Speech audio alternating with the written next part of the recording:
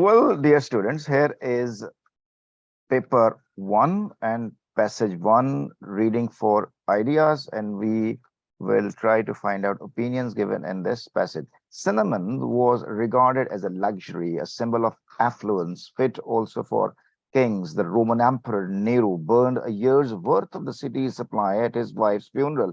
So prestigious was cinnamon that its sources were shrouded in mystery by merchants who wanted to protect their monopoly on supplies. So it is obvious that legends would grow up around it. For example, a Frenchman who traveled to Egypt in the 13th century reported that cinnamons could be found at the source of the Nile and caught in nets by fishermen because of its delightful flavor. Cinnamon was used in cooking and featured in many diverse cuisines throughout the world, such as Indian, Turkish, and Persian. So, all of you must have known and understood and seen the cinnamon as kind of spice we have in our kitchen, and it's really delicious. In often biryani, we have abundantly used this cinnamon. It is just like in the bark of a tree, it looked like that, but it is tasty and it gives a good fragrance. So cinnamon was regarded as a luxury. ये एक luxury की तरह regard किया जाता है. A symbol of affluence, affluence कहते हैं richness को कहते हैं. Fit also for kings, ये बादशाहों के लिए होता है. द रोमन एम्पर नीरो जिसका नाम था, उसने 1 साल तक जो है ना, वो जो एक शहर को सप्लाई किया जा सकता था सिनामन, उसको जो है ना अपनी अपनी बीवी के फ्यूनरल पे जलाए रखा। यानी इतना ज्यादा जलाया कि वो 1 साल के लिए अपने एक शहर को प्रोवाइड करने के लिए काफी था। वो उसने अपनी बीवी की मोहब्बत में उसके जनाजे पे जला दिया। पता नहीं खुशी से जलाया होगा या किस में जलाया होगा। ठीक है। और इसके बाद है so prestigious was cinnamon, so prestigious was cinnamon that its source were shrouded in mystery by merchants who wanted to protect their monopoly on supplies। कहता है कि इतना prestigious था, इतना ज्यादा ये मतलब लेवल था इसका कि सिनेमन जो ना इसका जो सोर्स है कि ये कहाँ से आया, वो shrouded कवर्ड हो गया, मिस्ट्री मतलब पूरी इसरारियत में गुम हो गया। बाय मर्चेंट्स, वो जो ताजर काम करते थे, वो wanted to protect their monopoly on supply. वो चाहते थे कि बस हमारे पास ही सिनेमन रहे, तो वो उन्होंने क्या किया कि इसके ओरिजिन को पता ही नहीं चलने दिया कि कहाँ से उनको मिला। So it is obvious that, लिहाजा ये बड़ा obvious है, so it is obvious that legends would grow up around it। तो इस तरह से ये बड़ी जाहिर देखे ना, it is obvious that, ये बड़ी वाज़ेह सी बात है कि that legends would grow up around it, कि legend जो है ना इसी तरह से बनी होगी। For example, a Frenchman who traveled to Egypt in the 13th century reported that cinnamon would be found at the source of the Nile and caught in nets by fishermen। कि ये जो है ना दरिया नील के किनारे पाया जाता था, और जो मछलियां पकड़ने वाले वो नेट से इसको भी पकड़ते थे cinnamon को। Because of its delightful flavor, cinnamon was used in cooking, feature in many diverse cuisines throughout the world, such as Indian, Turkish, and Persian। ठीक है जी, लेनी अपना इसके ओपिनियन बताएं। एक ओपिनियन आ गया, इट इज ऑब्वियस दैट। ठीक है, cinnamon regarded as, Delightful flavor. ठीक है, डिलाइटफुल फ्लेवर, बिल्कुल ठीक है जी। ये इसके हम बगैर टाइम जाया किए हुए इसके ओपिनियन की तरफ फाइंड आउट करते हैं, फाइंड कर देते हैं। So it is obvious that legends would grow up around in cinnamons। तो ये जो है ना सो ऑब्वियस है, ये बड़ा ऑब्वियस है, ठीक है ना, इतना भी ऑब्वियस नहीं है। और नंबर 2 में cinnamon has a delightful flavour, ये इसका जो है वो क्या कहते हैं, इसका ओपिनियन है। क्योंकि ये वो कहता है कि सिनेमन डिलाइटफुल है, तो मैंने कई देखा है लोगों को वो साइड पे निकाल रहे होते हैं, they don't like it as much, मतलब फेंक भी रहे होते हैं, यार ये क्या चीज बीच में डाल दी आपने बिरयानी के खास तौर। ठीक है, तो ये होगा opinion. Now we are talk about reading for meanings. इसमें हम कॉम्प्रहेंशन पैसेज को के स्किल्स को इंप्रूव करेंगे। कॉम्प्रहेंशन में जो सेंटेंस लिखा होता है उसके जो मीनिंग्स होते हैं, वो जो राइटर आपको मैसेज कन्वे करना होता है, वो मेन चीज होती है जिसको हमें अंडरस्टैंड करना। Lesson number 2, Esme and Kitty, two sisters accompanied by their mother, travel to new country to live with their grandmother. The ship, with its maximum capacity of passengers, was almost ready to leave harbor, vibrating and groaning. People crowded along the quay to bid farewell, waving flags and banners in the air. Esme turned towards her mother, standing next to her at the rail with one hand waving. Her wrist, protruding from her lace scarf, was thin, the gold watch straps round it loose. Kitty put her arm through Esme's, keeping her eyes on the key, watching as the great bales of clothes were loaded onto the ship. Her mother reached towards and patted Esme's fingers twice. Esme laid her head against her sister's shoulder. लेकिन ये paragraph है। इस paragraph के अंदर समझने के लिए आपको क्या करना चाहिए, सबसे पहले देखना चाहिए कितने कैरेक्टर्स में इंट्रोड्यूस हुए हैं, वो कैरेक्टर आपस में क्या कर रहे हैं, प्लेस कौन सी है, सिचुएशन कौन सी है, तो आपको पिक्चर बनाने में आसान हो जाती है। वो कहता है द शिप, शिप की बात कर रहा है, और आगे देखें जब भी कॉमा लगा होगा ना वो एक्सप्लेन कर रहा होगा इसको, क्या एक्सप्लेन कर रहा है, with its maximum capacity of passengers. ये उसने इंफॉर्मेशन दी है, इसको अपने फोकस करना है इसके ऊपर, क्योंकि इस इंफॉर्मेशन की बेस के ऊपर क्वेश्चन आ रहे होते हैं। तो शिप है और उसमें मैक्सिमम कैपेसिटी ऑफ पैसेंजर्स आ गए हैं, ठीक है, इसका मतलब है कि ship is full with the passengers. अब वो ऑलमोस्ट रेडी, अब वो रेडी है टू लीव हार्बर, और हार्बर आपको पता ही बंदर कहते हैं, छोड़ने के लिए तैयार है। और क्या कर रहा है वो, वाइब्रेट कर रहा है और ग्रोनिंग कर रहा है। अब देखें वाइब्रेट जो है ना, अब देखें ship is vibrating and groaning. अब ग्रोनिंग जो है ना वो जो एक करेक्टरिस्टिक्स है ह्यूमन बीइंग का, वो ग्रोन का मतलब होता है कराहना, दर्द से कराहने को ग्रोनिंग कहते हैं। तो ये शिप दर्द से थोड़ी करा रहा है, और वाइब्रेट का मतलब मूव तो करता है, क्योंकि जब इंजन मूव करता है तो वाइब्रेट भी कर रहा होता है। तो इसका मतलब है ये मेटाफर यूज किया उसने। तो इंजन इज ग्रोनिंग, इंजन की बात नहीं कर रहा, with almost ready to leave. वो ग्रो, अब इंजन तो वर्ब के लिए, इंजन के लिए वर्ब का वर्ड यूज होता है, वो जो घूमता है ना गुर्र करके, उसको वर्ब का वर्ड यूज करते हैं, वी आर वी वर्ब, ठीक है। तो ये ग्रोनिंग का वर्ड ह्यूमन बीइंग के लिए इस्तेमाल होता है जब वो पेन में होता है। तो ये क्या मतलब है इसका, तो आपने इसके इसके लिए इमेजिनेशन को रिच करते हुए ये उसने क्या यूज किया, मेटाफर यूज किया हुआ है। People crowded along the quay to bid farewell, और जो लोग हैं वो क्या है, वो भरे हुए हैं। और कहाँ पे, की का मतलब भी हार्बर ही होता है, बंदरगाह भी कहते हैं। देखिए यहाँ पर उसने एक लफ्ज हार्बर यूज किया, दूसरा क्या यूज कर रहा है, की यूज कर रहा है। तो ये आपके पास एक rich resource of source of vocabulary होना चाहिए। To bid farewell, waving flags and banners in the air, Esme turned towards her mother। अब एस्मी अपनी अम्मा की तरफ मुड़ती है, स्टैंडिंग नेक्स्ट टू हर, जो उसके साथ ही खड़ी हुई है, at the rail with one hand waving, और एक से मांग पकड़, एक उसने वेव कर रही है। हर रिस्ट प्रोट्रूडिंग, उसकी जो रिस्ट है ना बाहर की तरफ निकली हुई है, फ्रॉम हर लेस कफ, ये जो हमारे जो लेस कफ नहीं होते उसको क्या कहते हैं उर्दू के अंदर यार, जो हमने आस्तीन वगैरह को कहते हैं, और वो थिन थी। द गोल्ड वॉच स्ट्रैप, उसने गोल्ड वॉच स्ट्रैप पहनी हुई थी, राउंडेड लूज, और वो लूज थी, लटक, अगर आपने घड़ी पहनी हो और वो अपनी रिस्ट से बड़ी हो तो वो लटक रही होती है। तो Kitty put her arm through Esme's, और किटी ने क्या किया, अपने बाजुओं को एजमीज के बाजुओं के साथ या कंधे से लटकाया हुआ था, keeping her eyes on the quay, और आंखें उसकी की बंदरगाही की तरफ थी, watching as the great bales of cloth, और देखा कि बड़े बड़े जो कपड़ों के जो बंडल हैं वो लोड किया जा रहा था शिप के ऊपर। हर मदर रीच्ड फॉरवर्ड, और उनकी अम्मा उनके पास पहुंची, एंड पैटेड एस्मीज फिंगर्स ट्वाइस, और उसकी एस्मी की जो फिंगर्स उस पर 2 दफा पैट किया उसने, ठीक है ना। हालांकि लोग कंधों पे करते हैं, तो उंगलियों पे क्यों पैट किया उसने। तो Esme led her head head against her sister shoulder, लेकिन एस्मी ने बजाय अम्मा के कदमों पर रखने के लिए उसने अपने सिस्टर के शोल्डर्स पर अपना सर रखा हुआ था, ठीक है ना। अब ये एक डिस्क्रिप्शन है, इस डिस्क्रिप्शन के अंदर से क्वेश्चन आपको उसी वक्त बता सकते हैं जब आपको ये अच्छी तरह समझ लग गया, ज़हन में पिक्चर बन गई कि ये बंदरगाह में है, बड़ा शिप है, फुल ऑफ पैसेंजर्स है, लोग उसको वेव कर रहे हैं। तो ये उसने देखें एक पिक्चर डिपिक्ट कर दिया। आपको भी बेटा जी ऐसा ही लिखना है, और आपको लिखना आना चाहिए, ठीक है जी। आते हैं इसके, सर जी बेटा बोले। सर ये पेटेड एजमीज फिंगर ट्वाइस, इसका क्या मतलब है? उसने ना अभी उसकी उंगलियों को 2 दफा पैट किया, मतलब ये जो इस तरह करके ना कंधे पे थपकी दे रहे होते हैं, ऐसे करके, तो उसने जी उंगलियों को पैट किया उसने, ठीक है। तो इसमें सही, हाँ जी, की ठीक का है। हाँ, की का मतलब यहाँ पर क्या होगा, ये इसकी की होती है, मतलब ये है डॉक है। अब देख लें, डॉक, वॉफ, जेटी, हार्बर, ये सारे इसके मीनिंग है। और उसके बाद ये जो प्रोट्रूडिंग का मतलब होता है, प्रोट्रूड बाहर की तरफ निकला हुआ, जैसे बल्जिंग, स्वोलन, ब्लोटेड, एक्सपेंडेड और प्रोजेक्टेड, ये वोकैबुलरी आइटम्स आपके।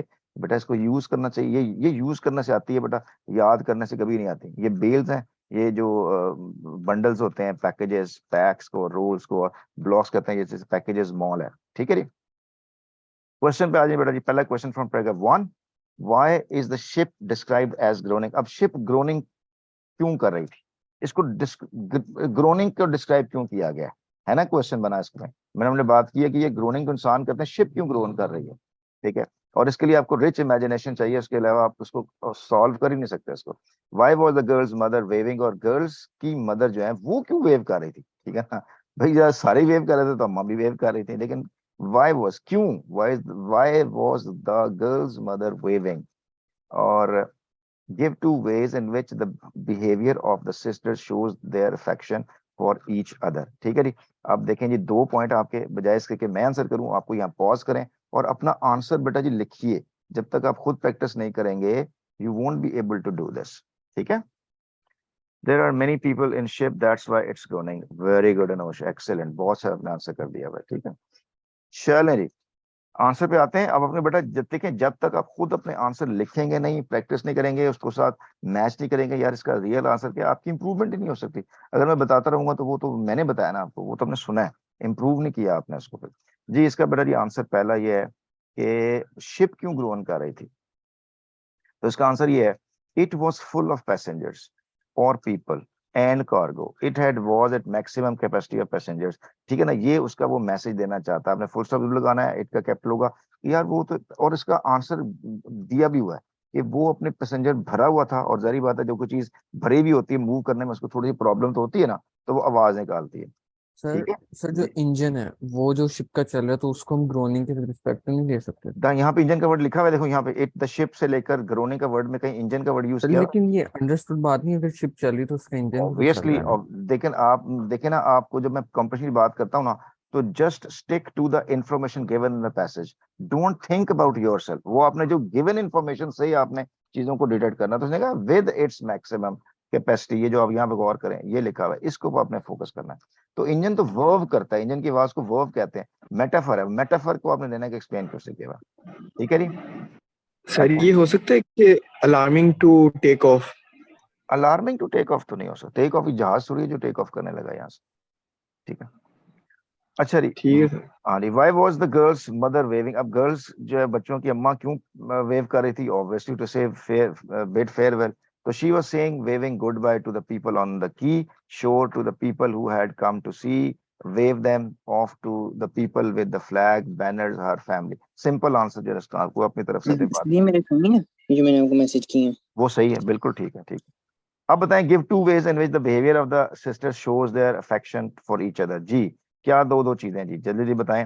पहली चीज तो यहाँ पर आपको आ जाएगी। यहाँ से पहले क्या किया कि Esme turn towards mothers, Kitty put her arm, ये देखें, Kitty put her arms through Esme's. फिर दूसरा यहाँ पे है पैटेड एजमी लेड हाँ, ऐसे वो हर हेड शोल्डर अगेंस्ट, वाला। ये वाला, ये सर दोनों। पैटेट तो मदर ने नहीं किया था। नहीं नहीं, वो उसने तो फिंगर्स पे किया था, और उसने उसने तो सर अम्मा के दो देने होंगे ना। दो तो एक आंसर देने आर्म पहले। क्रॉस करने वाला पहले हाँ, देंगे ये और एक ये शोल्डर वाला देंगे तो दो। हाँ, ये पुट हर आर्म थ्रू, ये वाला, और लेड हर हैंड वाला। तो यही आंसर है हमारा इसका। दूसरे अम्मा से तो पूछा ही नहीं ना, अम्मा अम्मा भी उसके पास भड़कर आई है, और अम्मा ने उसको पैट किया है। उसने पूछा सिस्टर के बारे में, जो पूछा है वो आंसर देना आपने। तो पहले Kitty put her arms through Esme's her sisters, और दूसरा क्या था कि Esme led her head on her sisters. तो ये हमारे आपके आंसर होंगे। ठीक है जी, डन हुआ। अब जिन बच्चों ने एफर्ट नहीं किया है, कोशिश नहीं की है, तो ये प्लीज बेटे बच्चों, देखो मेरे पास बेटा, किसी दुनिया के टीचर के पास कोई गिदड़ सिंगी या मैजिक वॉन्ड नहीं होता कि वो घुमाए और आपके जहन में इसके आंसर आना शुरू हो जाए। It's all about practice. जो मजिशियन होता है, मुझे उसके पास भी कोई गिदड़ सिंगी नहीं होती, उसकी प्रैक्टिस इतनी ज्यादा होती है कि वो देखते साथ ही बताता है ये चीजें ऐसे हैं। तो बेटा it's all about practice, the more practice you will put, the more easily you can get the answers. Next बेटा जी। सर क्वेश्चन नंबर 1 में सर थोड़ी सी कंफ्यूजन। कैसे? सर ये हो सकता है इसका answer almost ready to leave harbour. नहीं नहीं नहीं, क्वेश्चन देखो नंबर 1। देखो उसका फोकस देखो आप, डिस्क्राइब्ड है, और डिस्क्राइब्ड के बाद उसने ग्रोनिंग का पूछा है, ग्रोनिंग क्यों कर रहा है, और ग्रोनिंग कौन कर रहा है, शिप, शिप ग्रोन क्यों कर रहा है, मतलब why ship was making sound. और वो जो शिप की जो साउंड होती है, वो तो ग्रोन क्यों कर रहा है, ग्रोन का जो बेसिकली मतलब होता है पेनफुल साउंड। पेनफुल साउंड का आपने आंसर करना। तो पेनफुल साउंड कब आती है, पेनफुल साउंड इंसान उसको निकालता है जब पेन में होता है। तो शिप का इसके साथ, ग्रोनिंग के साथ जी क्या ताल्लुक है, इसका मतलब शिप भरी हुई है, और उसका जब मूव करने लगा तो उसके ना भी आवाज आई है उसमें से। ठीक है ना, ये इसका आंसर। सर ये इफेक्ट वाले ओके। सवाल की तरह इसका आंसर बना है। हाँ नहीं, बिल्कुल ऐसे। ठीक है जी, चलें जी, अब पैसेज नंबर 2 की तरफ आते हैं। इसमें देखिएगा गौर से, लेट्स सी, फोकस कीजिएगा।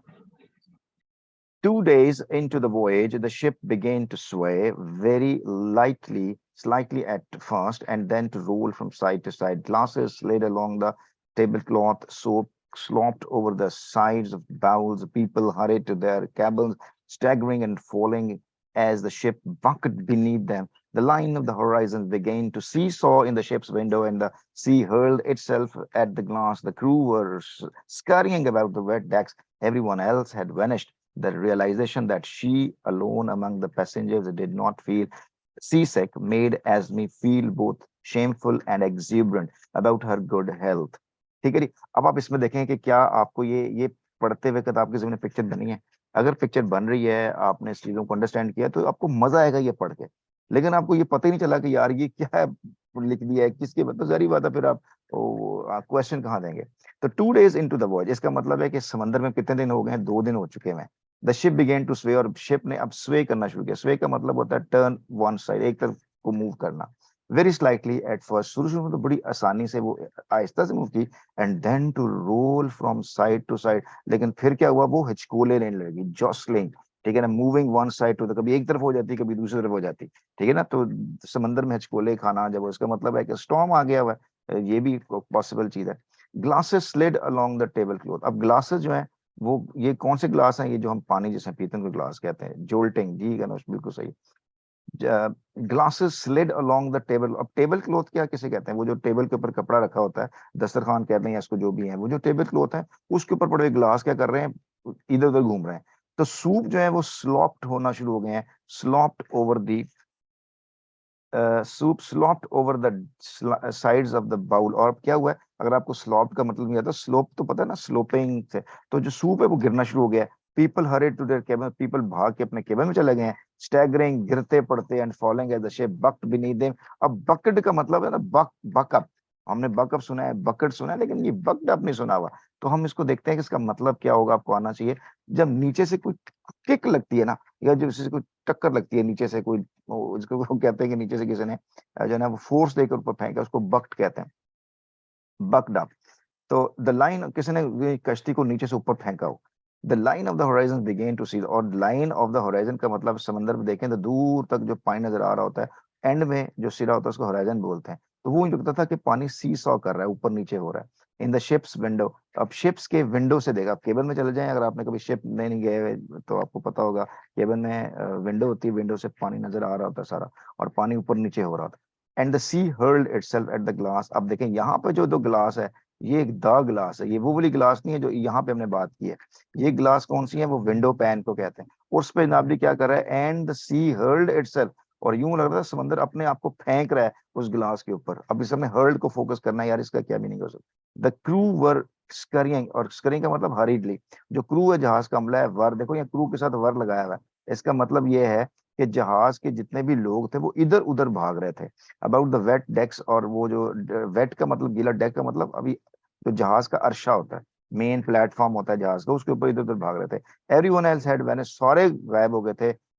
The realisation that she alone among the passengers did not see. अच्छा जी, ये देखो, alone, alone among the passengers, ये एक्स्ट्रा इन्फॉर्मेशन इसको निकाल दें। The realisation that she did not feel sick, अब ये शी कौन है, इसने यहाँ पे बताया होगा, उसका नाम आएगा, made Esme, Esme feel both shameful and exuberant about her good health, कि एजमी को कुछ भी नहीं हुआ, तो इसका एहसास उसको उसने एक्सुबरेंट भी बनाया और शेमफुल भी बनाया। तो इसका क्या मीनिंग हो सकता है, ठीक है जी। चलें इसके आंसर की तरफ जी, समझ लगी बात आपको। पहला, स्वे का मतलब पावर, इन्फ्लुएंस, स्विंग, फ्लक्चुएट को कहते हैं। और स्लोप का मतलब इंक्लाइंड, स्लांटेड, टिल्टेड और फेल को कहते हैं। और हर्ल्ड का मतलब थ्रू, फ्लंग, चक्ड के मानों में आता है। और जो स्टैगरिंग है, इसका मतलब स्टाउंडिंग भी होता है। देखो, स्टैगरिंग के दो मीनिंग है, कैटेगोरिकली दो मीनिंग है। दो कैटेगरी की मीनिंग में स्टैगरिंग का मतलब अस्टाउंडिंग भी होता है, और अमेजिंग भी होता है, स्टनिंग भी होता है, रीलिंग भी होता है, जिगजैग, और इसका मतलब ओवरलैपिंग भी होता है। स्टैगरिंग का मतलब ओवरलैप भी, और ये स्टैगरिंग का मतलब हैरान कौन भी होता है। अच्छा जी, फोर्थ क्वेश्चन, फोर्थ लाइन को समझा दूं बेटा, वो बताएं कहाँ स्टार्ट आउट हो रही है, ये किसने क्वेश्चन किया है, अनुज। फोर्थ लाइन समझा दें, फोर्थ लाइन, 1 2 3 4, ठीक है। यहाँ पे जब उसने लिखा ना, and soup slotted, people hurried to the cabin staggering and falling as the ship bucked beneath them, जैसे ही कश्ती जो है ना वो ऊपर हुई है, ठीक है, या कश्ती हचकोले लेना शुरू हुई है, तो क्या हुआ है, लोग एक दूसरे गिरते पड़ते, धक्के देते हुए अपने अपने केबन में जा रहे हैं। तो line of the horizon began to seesaw in the ship's window, और जब अपने लोग केबन में गए हैं, वहां से विंडो से बाहर जब जहाज पानी देखा है, तो पानी मूव कर रहा है ऊपर नीचे, ठीक है जी। अनुज, क्लियर हो गया बेटा। ये सर वो बकेट वाला समझ नहीं आ रहा था, वो शिप हाँ, का रही है, अब समझ वो आ बकेट नीचे से पानी ऊपर आता है ना, जब उसको क्या कहते हैं, उछाल देता है उसको, तो जंप लगती है पानी से, तो वो कश्ती को जहाज अचकोले लेता है। स्करिंग का मतलब हरिंग, डैशिंग और डार्टिंग और स्कैम्परिंग के मानों में आता है। और एक्ज्यूम का मतलब इंथ्यूजियास्टिक, एक्साइटेड, चेयरफुल, लाइवली या एनिमेटेड के मानों में आता है, ठीक है जी।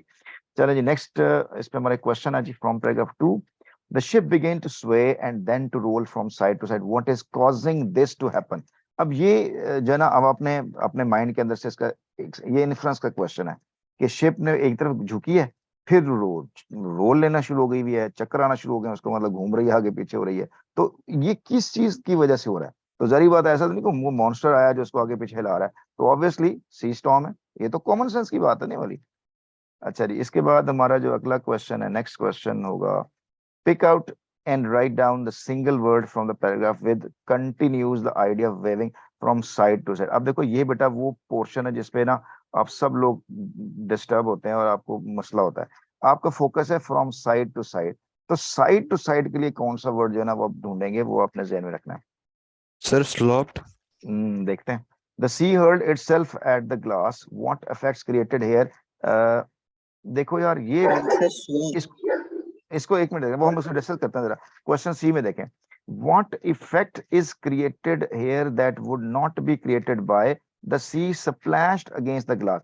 अब देखो देखो, अब ये भी तो सिंपल कह सकता था ना, वो ये कह सकता था कि जो पानी है, समंदर का पानी है, वो जहाज के शीशों से टकरा रहा था, तो स्प्लैश कह सकता था, हिट कह सकता था, ठीक है ना। तो उसने ये क्यों वर्ड यूज किया, created with not created by the sea splash, क्या बोला उसने? The sea hurled itself. Hurled का मतलब होता है पूरी कुवत से किसी से टकरा जाना, मार देना उठा के, ठीक है ना। कहता जी सर बिकॉज जहाज का पानी जो है वो शीशों के ऊपर उठा उठा के मार रहा था उसको, तो ये भी तो कह सकता था जहाज का पानी से टकरा रहा था। तो उसने कौन सा इफेक्ट क्रिएट किया है, created here that would created, what effect, effect के ऊपर आपने फोकस करना है, ठीक है। इसके बाद आपका describing your own words, Esme's feeling when she realises she is the only passenger who is not sea sick, कि वही है जिसको सी सिक नहीं हुआ, मतलब उसको वॉमिटिंग नहीं आई, वो बीमार नहीं हुई, बुखार नहीं हुई, सारे बाकी सारे पड़े बीमार, लेकिन वो फिट है। तो उसकी दो फीलिंग डिस्क्राइब आपने अपने लफ्जों में लिखनी है कि उसकी फीलिंग्स क्या थी। उसकी फीलिंग क्या थी? एक तरफ तो एग्जूबरेंट थी और दूसरी तरफ क्या थी, वो शेमफुल थी। शेमफुल थी और एग्जूबरेंट थी। तो जरी बात है, शेमफुल का मतलब शर्मिंदा होना, एग्जूबरेंट का मतलब हैप्पी होना। तो ये दो कंट्रास्टिंग फीलिंग्स उसके पास, जिसको आपने एक सेंटेंस के अंदर अपने लफ्जों में डिस्क्राइब करना। क्लियर हो गया जी? अपने अपने आंसर बनाइए इसके, देखें क्या आंसर होंगे। तो let us have the answer for this. The ship began to sway, इसका क्या मतलब है? इसका मतलब है the start of a storm, the wave sea became rough, stormy, wild, simple। इसका आंसर हो गया, ठीक है जी। मोस्टली आपने इसका आंसर कर दिया था। यार मैं चाहता हूँ कि आप ना, मैं इससे पहले कि मैं इसका आंसर दूं, आप इसका आंसर दिया करें यार बेटा, एक्टिव होके इसको सुना करें। क्वेश्चंस पढ़ के 1 मिनट रुक जाया करें, फिर आप शुरू किया करें। बस वो जब आपको वीडियो आएगी तो वो तो पॉज कर लेंगे, अब टाइम नहीं है तो उसको बहुत असर लग जाएगा। चलो जी, नंबर बी में देखें जी। बी के ऊपर हमारे पास आ रहा है, pick out and write down, be quick for this. ये सी सॉ इसका आंसर आ गया जी। ये आपने अनोश ने आंसर कर भी दिया था, सी सॉ ऊपर नीचे घूमने फिरने को कहते हैं। और इसके बाद है हर्ल्ड का क्या इफेक्ट है? हर्ल्ड का इफेक्ट ये है, the sea is attacking the ship, glass is hurtful, malicious, wicked, trying to cause damage, it conveys the force और violence।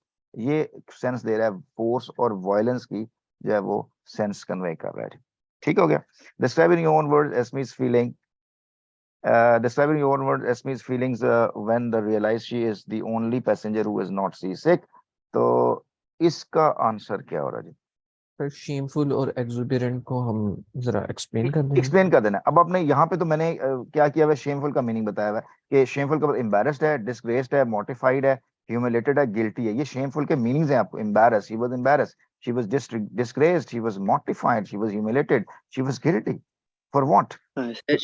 She felt bad for others, but at the same time she was happy for herself. Absolutely wonderful, यही answer है इसका। और exuberant का मतलब excited, elated, ecstatic, high spirited, upbeat, ebullient, joyful, thrilled, bubbling, delightful, jubilant. इसमें से कोई से दो वर्ड आपने पिक करने हैं, ठीक है ना। सर आपने में तो एक्साइटेड क्यों है इस टाइम पे? एक्सुबरेंट का मतलब एक्साइटेड होता है ना, ये जो है ना सर एक्सुबेरेंट क्यों है मतलब पैसेज में? ये देखो यहाँ लिखा हुआ, कहता है जी एजमी फील बोथ, शेमफुल भी है और एक्सुबरेंट भी है। किस बात के ऊपर कि यार सारे बीमार पड़े हैं, मैं बीमार नहीं पड़ी हुई, ठीक है ना। तो वो गिल्टी है कि यार मैं भी बीमार पड़ जाती, लेकिन वो खुश भी है कि शुक्र है यार मैं बची हुई है। तो ये इन बिटवीन इसकी फीलिंग्स है। तो although she was excited that she saved from being sick or ill, but at the same time she felt guilty as well, or she felt some disgrace that why she was not among all the people who were sick, ठीक है ना। तो ये आपने इसको express करना है कैसा क्यों हो रहा है। देखो मेरी बात सुनो, बास को तो आपका बहुत अच्छा दोस्त होता है और वो फेल हो जाता है और आपके बहुत अच्छे नंबर आए होते हैं, तो अब आपकी उसके साथ मिलने गए हो, कैसी फीलिंग होती है आपकी? आप क्या कहते हो, वाह यार अच्छा हुआ तू फेल हो गया। अब आपकी दो फीलिंग होती है, खुश भी होते हो और थोड़ा सा अपने दोस्त के लिए सैड भी होते हो। समझ रहे बात को? यही एक्सप्लेनेशन यहाँ पे।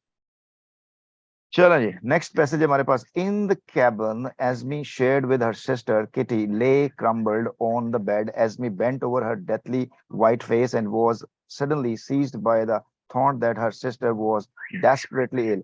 Kitty opened her eyes, gazed at Esme without recognizing, and then turned her face to the wall. I can't stand the sight of the sea, she muttered. Esme brought her water and read to her and hung a towel over the window. When Kitty slept, she ventured out. The lounge and the dining rooms were deserted. She learned to lean forward into the angle made as the deck rose up in front of her like a horse taking a fence. She watched the foaming path left behind the ship and the gray crested waves that they had passed over.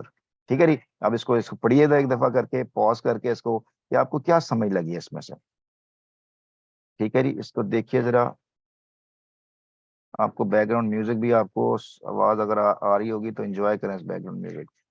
In the cabin Esme shared with her sister. अब इसका मतलब है कि वो जो केबन है ना, वो उसने सिस्टर के साथ शेयर किया हुआ है। इससे मदर का जिक्र नहीं है, हमें टू हेल्प विद कि यार उसने क्या बताया, उसने जो बताया हमने उसको फोकस करना है। Kitty lay crumbled on the bed. अब किटी जो है ना वो बेड के ऊपर क्रम्बल्ड होके बैठी हुई है। अब क्रम्बल्ड का अगर आपको मीनिंग ज़हन में आता है, पिक्चर आती है ना, तो इसका मतलब है कि वो टूटी फूटी जुड़ मुड़ के तुड़ मुड़ होके पड़ी हुई है। तो might be she is not well. तो Esme bent over her deathly white face and was suddenly seized by the thought that her the sister was desperately ill. अब एजमी ने उसके ऊपर जब झुकी है तो उसका जो फेस कैसा है, वो डेडली है, deathly white face है। Was suddenly seized by the thought that her sister was desperately ill। तो desperately ill है और deathly white face से आपको पता चल जाएगा। कैसे पता चला कि वो desperately ill है? वो deathly white face है। अब आप इसको इसको वर्ड्स को बेटा फ्रेज देखेंगे, आपको यूज करनी है अपने एसेस के अंदर, अपनी राइटिंग के अंदर। तो as me bent over her deathly white face and was suddenly seized by the thought. अब सीज्ड बाय द थॉट का क्या मतलब है? अब ये तो हो सकता है ना, a thought came to her, she realise that she was very much ill, लिख सकते हैं ना। अब ये सेंटेंस ये है कि Esme saw saw her face and realise that she is ill. इतनी सी बात है, लेकिन उसे देखें किस अंदाज से लिखा हुआ है। बेटा ये स्टाइल है, ये इसको लिटरेचर बोलते हैं इसको। ठीक है जी। नीला पड़ जा, हाँ नीला पड़ जाना भी हो सकता है इसका, लेकिन मतलब सफेद पड़ जाना भी हो सकता है इसका। Kitty open her eyes, Kitty ने अपनी आंखें खोली हैं। Gaze at Esme's without recognition. अब ये देखो एक और, विदाउट रिकॉग्निशन, उसने पहचाना ही नहीं कि यार कौन उससे बात कर रहा है। And then turn her face to the wall, उसने अपना चेहरा वॉल की तरफ कर लिया है। I can't stand the sight of the sea, मुझे समंदर की शक्ल नहीं देखनी। शी मटर्ड, वो बुड़बुड़ाते हुए बोले। एजमी ब्रॉट हर वाटर, एजमी उसका पानी लेकर आई। रीड टू हर, उसके लिए कुछ पढ़ा। And hung a towel over the window, और उसने क्या किया कि विंडो के ऊपर जहां से बाहर समंदर नजर, उस पर टॉवल लटका दिया उसने। When kitty slept she ventured out, जब वो किटी सो गई तो वो बाहर निकल गई वेंचर करने के लिए, मुहिम कर देखने के लिए कि बाहर क्या कुछ हो रहा है। Went for risk. The lounges and the dining room were deserted. अब सारे लाउंज डाइनिंग रूम सारे डिसर्टेड थे, कोई नहीं था वहां पे। शी लीन टू लर्न, उसने लर्न सीख लिया था। लर्न फॉरवर्ड, लीन आगे किस तरफ झुकना है। Into the angle made as the deck rose up, जैसे ही जहाज का अर्शा ऊपर की तरफ उठता है तो उसको आगे की तरफ झुकना था। ये उसने सीख लिया था कैसे चलते हैं। और her her like a horse taking a fence. कभी आप उसको जो हॉर्स है वो फेंस में कैसे खड़ा होता है। फेंस आपको पता है ना कि horses are kept in stall, वो जो स्टॉल में रखे थे, स्टॉल का मतलब है उनको अस्तबल कहते हैं। उसके ऊपर चारों तरफ से लकड़ी के जो ना वो फेंस लगाया होता है, उसमें वो कैसे खड़ा होता है या कैसे अंदर दाखिल होता है। या इसका मतलब ये भी है कि अगर उसने जब वो रेस लगाते हैं तो रेस का आगे रुकावट रखी होती है तो किस अंदाज से जंप लगाता है। तो ये सारे meaning. She watched the foaming path left behind the ship and the grey crested waves that they had passed away. उसने देखा कि वो जहाज के पीछे किस तरह से व्हाइट किसकी फोम जब वो निकल रही होती है वगैरह वगैरह। ये सारी पिक्चर से बना दिया। ठीक है जी, समझ लगी मेरे बच्चों यहाँ पे? मीनिंग क्रम्बल्ड का मतलब क्रम्पल्ड, क्रम्पल्ड है कि क्रम्बल्ड है? Crumpled, crumple, crumple. Wrinkled, furrowed, crease, tumbled, टूटा फूटा होके बैठने को कहते हैं। डेस्परेटली का मतलब क्या होता है? इसका मतलब होता है badly, greatly, urgently, frantically, anxiously, इसका मीनिंग होता है। और जो मटड है इसका मतलब देखिएगा कितने ज्यादा इसके मीनिंग है। Mumbled, murmured, muffled, grumbled, moaned, muttered, she हमने बुड़बुड़ क्या कर रहे होते इसका मीनिंग है। और जो वेंचर्ड है इसका मीनिंग क्या होता है, इसका मतलब है वॉलंटियर्ड जाना, एक्सप्रेस करना, अटेम्प्ट करना, रिस्क करना, डेयर्ड, हैजर्ड, अपनी अपनी जान जोखों में डालना, ठीक है ना, मुश्किल काम करने के लिए बाहर निकल जाना। सही है जी, पिक्चर बनी जहन के अंदर, दो एक केबन, दोनों बहनें, एक बच्ची बीमार, दूसरी जनाब जी उसने क्या किया उसकी हेल्प करने के लिए बाहर निकली, और बाहर जाके वो कैसे आगे मूव किया है। बेटा ये जितना अच्छा पिक्चर आपके जहन के अंदर बनेगा उतना अच्छा आप उसके आंसर कर सकते हो। लेकिन आंसर की तरफ आते हैं अपना, take your time from paragraph 3। As Kitty lay crumpled on the bed, what are the two indications that she might be desperately ill? बेटा फौरी तौर पे बता दें कौन सी इंडिकेशन जैसे बता रही थी कि वो desperately ill है। ठीक है, सोचें इसके ऊपर, आपको आंसर आपको मिल जाएगा। जो बच्चे बाद वीडियो देखेंगे वो इसको पॉज करें, यहाँ पे अपने आंसर लिखिए, लिखने के बाद देखें इसका क्या क्या आंसर हो सकता है। ठीक है जी, हाँ सही आंसर आ रहा है बेटा आपका, अनुज सही कह रहे हो आप। इसके सर बाद हमारा मैसेज भी पढ़ लें। पढ़ लिया बेटा, पढ़ लिया, मैं साथ साथ पढ़ी जा रहा हूँ मैं सर। नंबर ये देखिए, दो ऑप्शन आ गए, हमने दोनों में आंसर लिखना है आपने। Why do you think Esme hung a towel over the window? तो बहुत सिंपल आंसर है ना यार, कि उसने विंडो के ऊपर टॉवल क्यों लटकाया उसने। ठीक है, ये तो मतलब वो जरूरत भी नहीं, आप इसको फाइंड आउट कर लोगे। What did Esme learn not to do when देखो क्वेश्चन बड़ा ट्रिकी है, बड़ा ही ट्रिकी क्वेश्चन है। उस यहाँ पे लिखा हुआ है कि learn, she learn to learn forward, lean forward into the thing. यहाँ पे क्या, what did Esme learn not to do when she walked around the ship in the storm? जब शिप जो है वो स्टॉर्म में चल रही होती है, तो एस्मी ने लर्न नॉट क्या नहीं करना सीखा। ठीक है ना, क्या करना नहीं सीखा, यहाँ पे उसने क्या बताया, उसने क्या सीखा है, तो बिल्कुल उससे आपने उल्ट इसका आंसर जाएगा आपका। ठीक है। हाँ ये भी हो सकता है, खैर आपका आंसर ठीक है। Learn not to walk without leaning, नहीं विदाउट लीनिंग नहीं होगा, विदाउट लीनिंग का मतलब होता है लीनिंग के बगैर। इसको और इसका इसकी फ्रेजिंग बेहतर करें। है ना ट्रिकी क्वेश्चन, इस तरह से क्वेश्चन के लिए तैयार है ना आपने, कुछ भी आपको पेपर में दे सकता है। लीन बैकवर्ड, हाँ ये जो है ना, ये जिगा निगा जिगा जो है ना, ये सही इसकी पहुंचा है वहां पे, ऐसे नहीं तारीफ करता इसकी मैं। अच्छा जी, चलो जी आगे क्वेश्चन नंबर में, एज किटी ले क्रम्बल्ड में आंसर करेंगे हम। Her face was very completely डेथलीफाइड, और she did not recognise Esme her sister, ये दोनों इसके आंसर थे। ठीक होगी बात जी। अच्छा जी, हमारा 1 मिनट रह गया खत्म होने में इसमें, तो हम इसको आज नहीं करेंगे बेटा जी, आज हम क्लास को ज्वाइन नहीं करेंगे, कल हम इसका जो रिमेनिंग पार्ट है वो इसको इंशाल्लाह हम इसको कंटिन्यू करेंगे। ठीक है जी, नोट कर लीजिए बाकी। सर ये बाकी पहले क्वेश्चन में ये हो सकता है कि she was crumpled on the bed, मतलब वो सुकड़ के पड़ी हुई थी बिल्कुल बेड लिख पे सकते पहले। कर सकते हैं, कर सकते हैं, बट इसको कंप्लीट करने दें मुझे। Why do you think Esme's hung towel, तो वो so that Kitty her sister could not see the outside. और no not, not to lean back, stand, walk upright and straight. तो नॉट टू लीन बैक नहीं करना उसने, not to stand, सीधा नहीं खड़े होना, सीधे नहीं खड़े होना, बल्कि आगे से झुकना था, ये उसने सीखा था। ठीक है जी, यहाँ तक हमारा हो गया बेटा जी, इंशाल्लाह हम कल जो रिमेनिंग पार्ट है उसको हम कल इंशाल्लाह कर लेंगे। आई होप सो कि you have learn so many things today, और इसकी प्रैक्टिस करें और भी जिस तरह के आपको मिलते हैं।